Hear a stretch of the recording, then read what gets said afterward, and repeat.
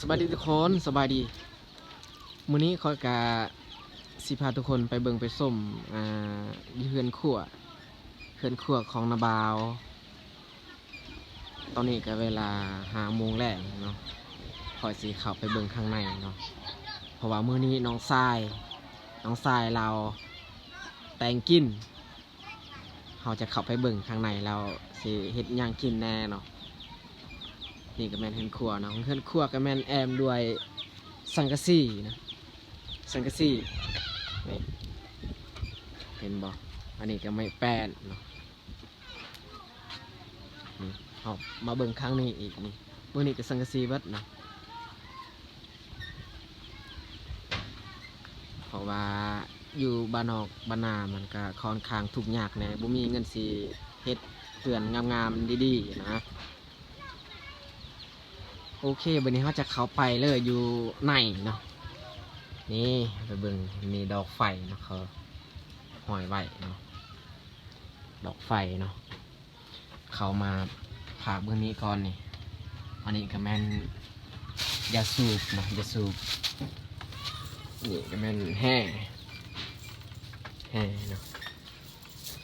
อันที่ขาดบ่ได้ก็คือแต่ละราคาเฮือนต้องมีอันนี้เนาะมาบังยาสูบเนาะนี่เขาเฮ็ดคักแน่เนาะกับบังยาสูบนี่แม่นยาสูบอันนี้มันบ่หายแห้งปานใดเนาะมันแค่แน่กลัวกับอาแดงเนาะอาแดงนี่ค่อนข้างอันตรายเนาะแต่ว่ายาสูบอันนี้มันบ่เป็นหยังบ่มีปัญหาเนาะนี่ก็แม่นตุกน้ำแล้วก็แล้วก็นี่ก็แม่นโคมเยื่องเวลาไปขีดยางเนาะขีดยางเขาจะใส่โคมอันนี้เพราะว่าเวลาไปขีดยางนั้นเราต้องออกจากบ้านประมาณ 3-4 โมงหรือว่าบางคนก็ออก 1-2 โมงแต่ว่าตอนนี้ช่วงอากาศหนาวเขาก็เลยออกแต่ 8-9 โมงหรือว่า21 โมงเขาออกไปขีดพี่น้องอันนี้แมนกระติบเข่าแล้วกระติบเข่าเปิดให้เบิ่งยังบ่เขาโอ้เบิดแล้วเนาะเบิดเนาะนี่ก็เป็นตู้บอลปะเขาอยู่บ้านอาหารเนาะมันบ่มีหนังเห็นเลยแต่บ่วงซองกาดนะหมกเพชรอีกฮะมันบ่มีตู้เย็นนี่สั่งกับบ่มีนะมันแต่อันนี้แหละตู้บอลไว้อาหารการกินเนาะพี่น้องนี่แล้วก็นี่ก็แม่นเครื่องแหละเครื่องของปะเนาะพี่น้องแล้วก็เข้ามาเบิ้งผักเบิ้งนี้อีกเนาะ ผักเบิ้งนี้ก็มีบอลปะกองไว้พื้นเขาดังไฟเนาะนี่มีมัก2 หน่วยนะนี่มัก2 หน่วยตัวนี้มันกระผ่านะเกินกระผ่าเขาของเจเครื่องนั่นแหละเนาะอยู่ลาวเฮานี่ใส่แบบนี้ลายเนาะกระผ่านี่แหละเครื่องข้องที่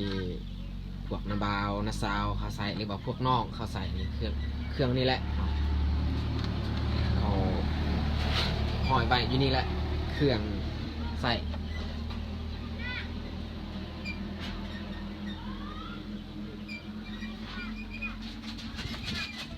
นี่แม่นาบาวผู้ที่2เนาะนาบาวผู้ที่2เพื่อนคั่วเพิ่นเนาะอยากจะเข้ามาเบิ้งอยู่เฮือนครัวเลยบอลดังไฟดังฟืนนี่แหละน้องทรายนี่กำลังนึ่งข้าวแม่นบอกน้องทรายนึ่งแม่นกำลังนึ่งข้าวนึ่งน้ำเนาะซื้อเพิ่นก็ซื้อกับนึ่งเนาะแต่ว่าตอนนี้กำลังนึ่งข้าวเนาะซื้อนึ่งเนาะตอนนี้ก็เรียนห้องได้แล้วปีนี้ป.2 เนาะ แนมมาทางกล้องนี่เอาสบายดี FC ทุกคน โอ้ยสบายดี บอกแห้งๆเขาบ่ยิน สบายดี สบายดีทุกคน สบายดีทุกคน ตอนนี้ก็น้องทรายเพิ่นกำลังหนึ่งข้าวหนึ่งน้ำเนาะเบิ้งข้าวสุกแล้วบ่ ยัง ยังเนาะเปิดให้เบิ้งโอ้กำลังหุงใหม่ๆยังบ่สุกสับกำลังนึ่งใหม่ๆเนาะเอาซุ่มไฟฮะให้มันขึ้นไวๆปีนี้จักปีแหละน้องทราย บู ยังบูฮูอายุตัวเองเนาะเพราะว่า ยังน้อยยังบูฮูบูจื้ออายุสันน่าประมาณ11-12 ปีนี่แหละเนาะนี่ก็แมนโคกเนาะโคกนี่แหละเฮือนขั้วเนาะเฮือนขั้วของนาบาวผู้ที่สองเพราะว่าของคอยมีลายได้พวกนาบาวนาสาวเพราะว่า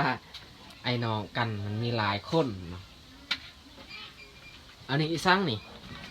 โอ้หน้องใหม่เนาะหน้องใหม่นี่เขาต้มแล้วน้องพี่น้อง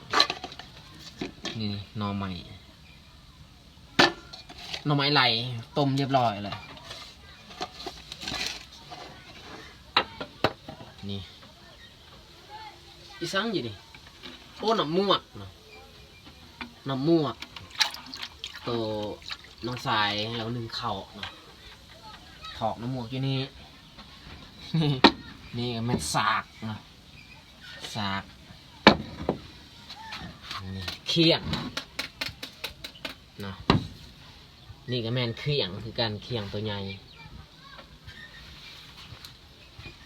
อยู่ในเฮือนครัวก็จะเป็นแบบนี้แหละนี่ก็มี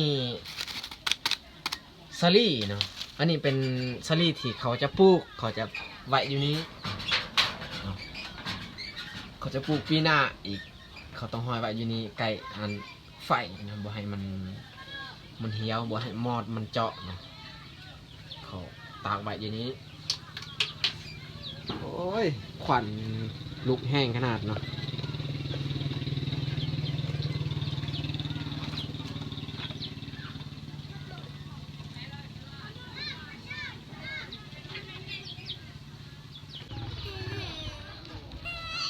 นี่ตอนนี้น้องทรายกับเรามาแต่ตักน้ำเนาะนี่แม่น้องทรายคือที่ซองเนาะซื้อกับบุ้มซื้อบุ้มพักผ่อนเมื่อยสงสัยหนักแห้งไง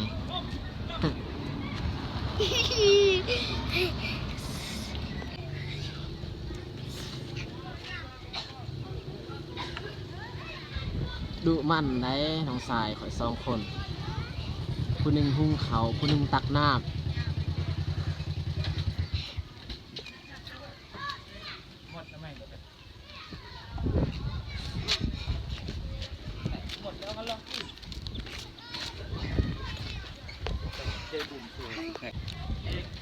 แล้วก็สำหรับการมาถ่ายมารีวิวในเฮือนครัวของนาบาวเราก็จะจบลงเพียงเท่านี้เนาะพามาเบิ่งน้องทราย2 คนเขาเฮ็ดกินเฮ็ดยากเนาะก็จะจบลงเพียงเท่านี้เนาะต้องขอขอบใจทุกท่านที่เขามาเบิ่งมาชมถ้ามาคลิปนี้ก็อย่าลืมฝากกดไลค์กดติดตามและกดกระดิ่งเพื่อบ่พลาดมีคลิปใหม่ๆก็จะได้ชมอีกเนาะขอขอบใจ